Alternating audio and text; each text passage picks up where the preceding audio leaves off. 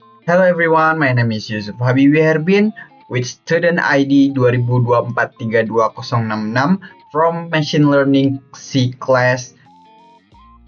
Since the last digit of my student ID is an even number, which is 6, I implemented the decision tree classifier algorithm for this practical exam to solve a classification case study on a social media addiction risk level using the social media usage and mental health dataset. Okay, I will explain the Python program.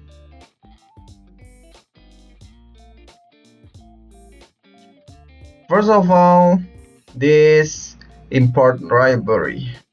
Moving on the first step, I set up the Python environment by importing several essential libraries. I use pandas. I use pandas to read and manage the dataset as a structure data frame. NumPy for mathematical operation and Matplotlib along with a Seaborn to handle all data visualization and plotting needs. Preparing these libraries at the beginning is a mandatory so that all subsection that data analysis and modeling function can run properly. Next, in the second step, the program reads the social media image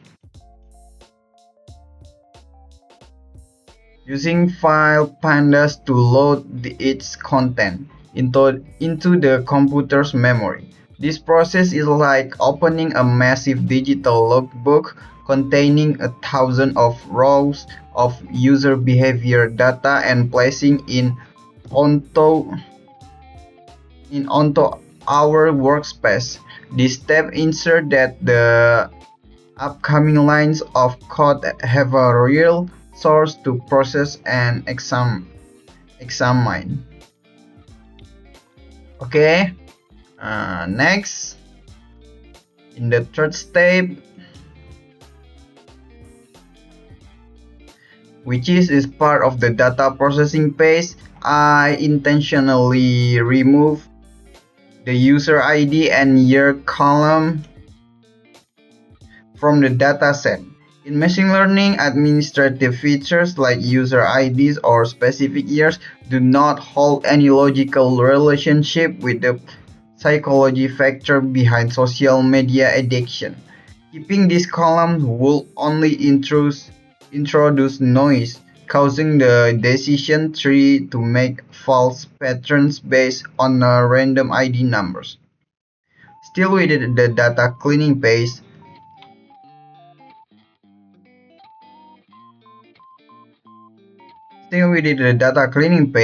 the fourth step involves checking for empty or unsigned cells across the dataset using the isNull sum function.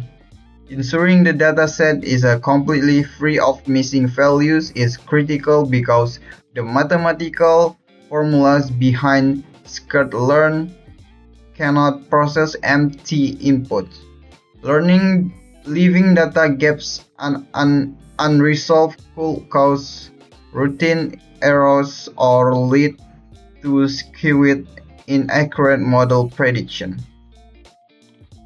Next,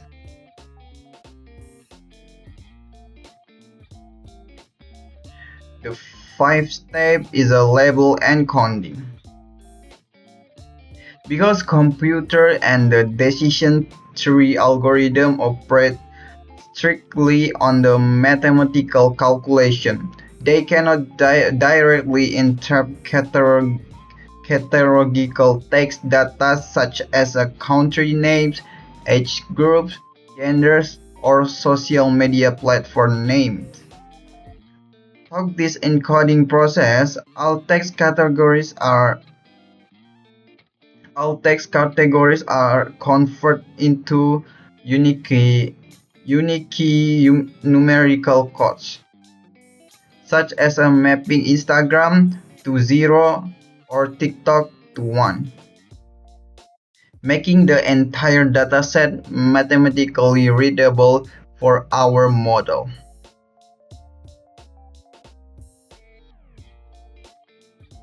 Next, Visualization Distribution Target (EDA). In the sixth step, I conducted a visual exploratory data analysis or EDA. Here I generate a bar chart or count plot to observe the distribution of the target variable, which is the addiction risk level.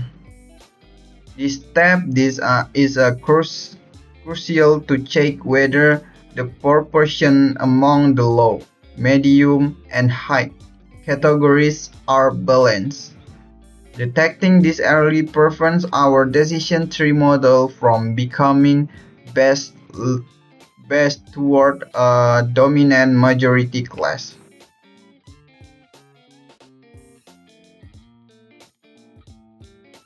Next, for the seventh step, I separated the dataset into two core components. The independent variables or feature denoted as X, which contain the user behavior indicator like daily screen time and notification checks, and the dependent variable or target denoted as Y, which contains the final addiction risk status. This separation tells the algorithm exactly which data acts as the clues or predictors, and which data acts as the answer it needs to guess. Okay, in this step, we separated the dataset into two main components: the independent variable or future X, which contain behavioral parameters such as a daily screen time and notification check frequency, and the dependent variable or target is Y, which contain the addiction risk status. This separation is done so that the computer clearly understands which part acts as the question or clues, and which part acts as the answer key that it needs to predict. Okay, next.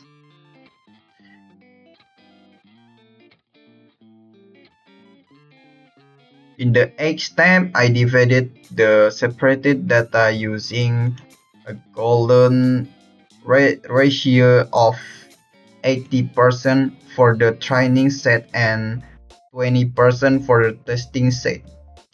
Allocating a large 80% portion ensures the model has plenty of digital behavioral reference to learn from during training. Meanwhile, the 20% portion is kept completely hidden to serve as a clean exam paper to test the model's to accuracy at the very end. Next step,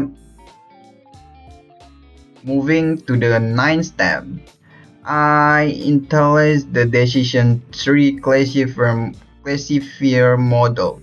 I purposely restricted the tree's depth by setting the parameters max depth 4 and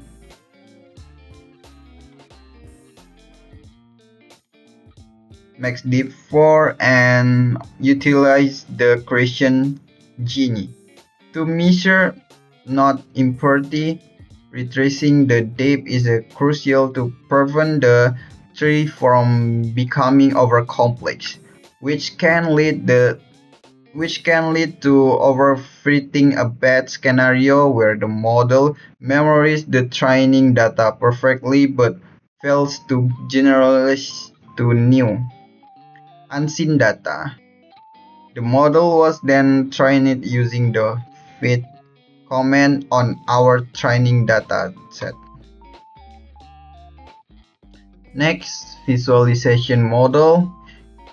In this 10th step, I evaluated the model's global accuracy by comparing its performance scores on both the training and testing data. This accuracy score represents the overall percentage of correct prediction made by the model. The tight stable margin between the training and testing accuracy scores proves that the decision tree successfully generalized the underlying patterns without suffering for overfitting. Next, finally, the last step is a deep performance evaluation. Instead of relying solely on global accuracy, I broke down the model's performance on each individual risk class using a classification report and a confusion matrix. Here I analyze precision to check the model's exactness and avoid false accusation. Recall to ensure the data model is sensitive enough to catch all critical high-risk users, and the F1 score to measure the balance between the two. The confusion matrix heat map visually map out precisely where the model predicted correctly and where it encountered minor confusion. So the conclusion, this practical work proves that the decision tree algorithm is highly effective when paired with digital behavioral data to detect social media addiction risk. Thanks to the depth restriction on the tree structure, the resulting model is stable, accurate, and offers high transparency since its logical decision-making path can be easily mapped out and understood step by step. That concludes my presentation. Thank you very much. See you in the next video. Bye bye.